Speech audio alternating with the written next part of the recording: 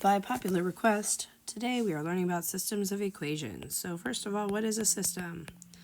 A system is two or more equations.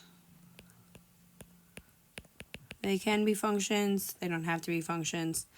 And we're just talking about how they interact with each other. So in this case, we are specifically focused on linear this year, but you can have any kind of equation interact with each other like this. Okay, so there are three options when we're talking about systems of equations for the number of solutions. Okay, a solution, first of all, as with all equations, is a number or numbers, in this case a coordinate, that make an equation true. In this case, both equations.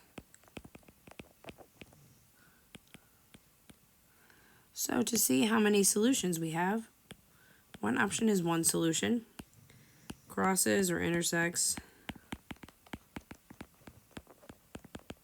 once. Okay. We have infinitely many, which means it's the same line. And we have no solutions.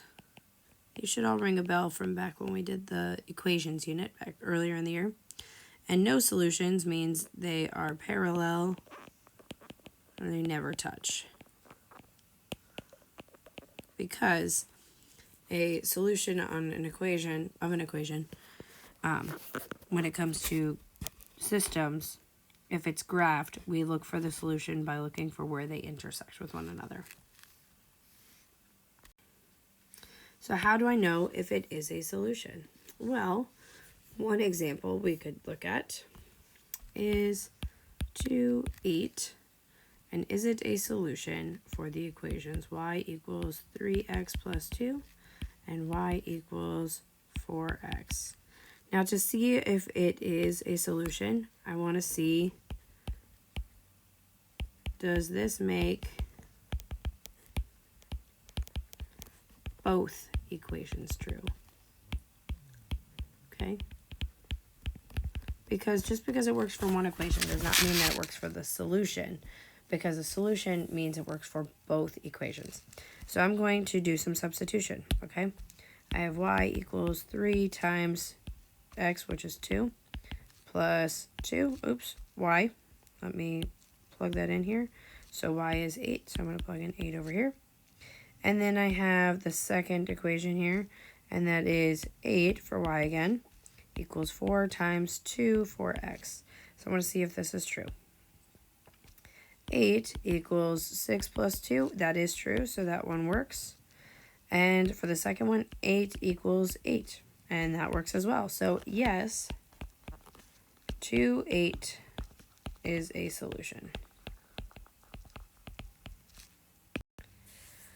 Go ahead and give this one a shot. Is 1, 8 a solution to the system? 19x plus 3y equals 2, 3x plus y equals 11. So make sure you substitute those in and check and see if they're true for both of those equations. All right, moving on, we are going to do a couple of examples. So we're going to start off with the equations. Y equals negative 5 halves x plus 4, and y equals negative 1. So I'm going to start off by graphing this because it's easiest to see how many solutions when I have a visual. So I'm going to graph this one in green. So I'm going to start with my y-intercept. I have plus 4. This is my origin right here. So I have 1, 2, 3, 4. So I'm going to start right there. And I go down 5 and right 2 based on my slope, right? So 1, 2, 3, 4, 5, and right 2 for my slope. I'm going to draw a line best I can through there. Let's try that again.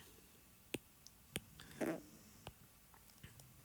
strongly recommend using a straight edge for yours because it makes life a little easier. And then for this second one, I'm going to graph in yellow. I have y equals negative 1. So I'm just going to go down 1. And I don't have a slope. That means I have a slope of 0. So it's going to be a flat line straight across. And let's take a look at that right there. All right. So how many solutions do I have? Well, first things first, I'm going to look and see, do these two lines cross over each other? And we see that they do right there. And they cross over exactly one time. So that means they have one solution. Okay. How do I know? Well, if I have the graph, I have the visual, they intersect one time. Exactly. But the other important thing to note here is sometimes I'll just be given a pair of equations without a picture, without a graph, or without even a reasonable way of graphing it. And to figure out if they are going to intersect, I'm going to look at their slopes, okay? So, if I have the same slope, I'm either going to have no solutions or infinite. But if I have different slopes, doesn't matter what the y-intercept is, it's an automatic one solution.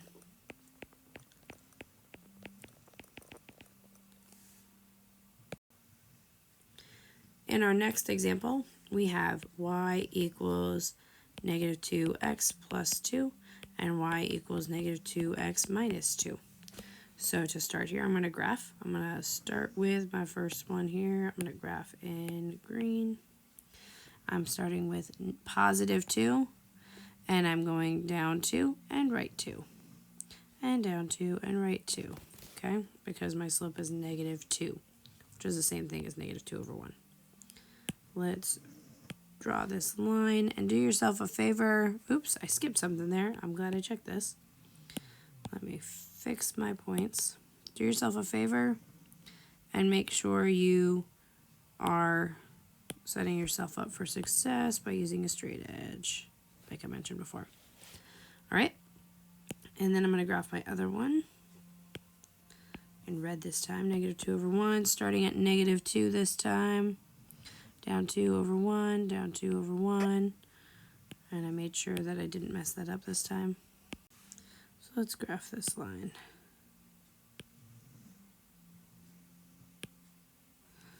And I want to draw that up that way.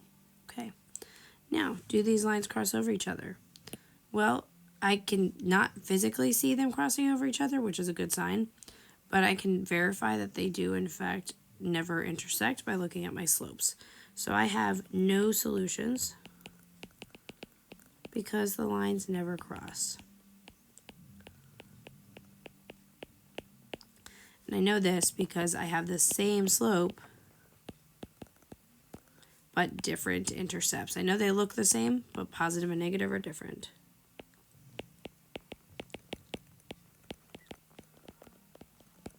All right.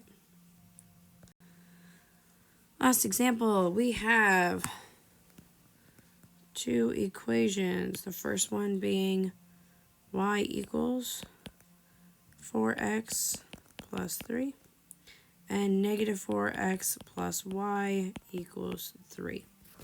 So how many solutions? Well, the first thing I need to do is start graphing, or I need to look at the equations. I'm going to graph first in this case. So I have 4x plus 3. I'm going to start at 3. And I have 4. Well, if I go up 1, 2, 3, 4, I can't keep going up there. So what I'm going to do is I'm going to go down 4, but I'm going to go to the left one instead of to the right one.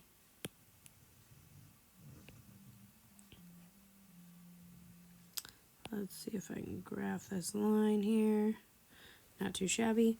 But this one here, the second one, is not in slope-intercept form. So what I have to do is I need to get this y by itself.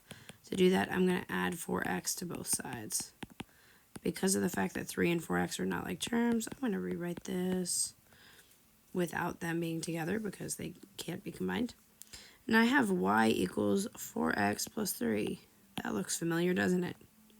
So how many solutions? Well, I have the same exact line, which I mentioned does happen occasionally. Let's try that again. A slightly straighter line. Okay. Let's gently move that over. All right, if you'll notice, we do indeed have the exact same line if we start at 3 and we go up 4 and over 1. So this is an example of infinitely many solutions, infinite solutions. And by just looking at the equations, I can know because they have the same slope and intercept.